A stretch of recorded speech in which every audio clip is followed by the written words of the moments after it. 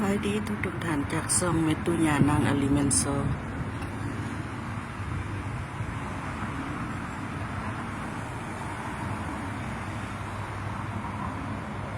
ยนต์พอดีบินมาเลยหลับต้นไม้นะ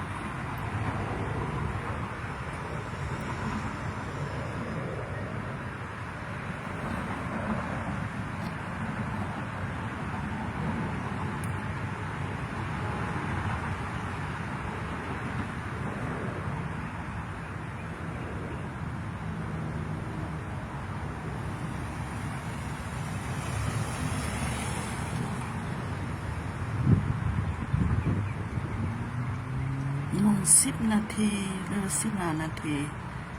มาถึง1 ยนต์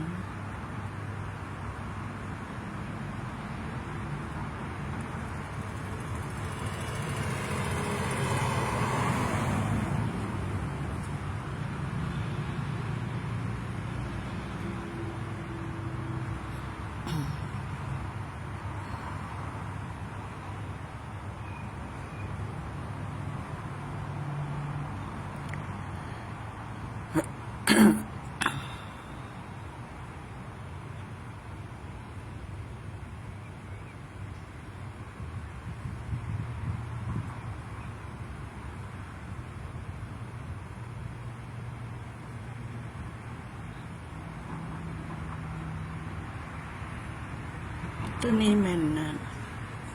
Family Office Dr. Family ตัวนี้มื้อนี้มาหาดร.หลัง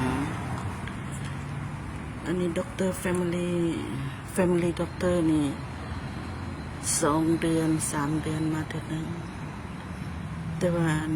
ดร.หลังเนี่ยแม่นมาทุกเดือน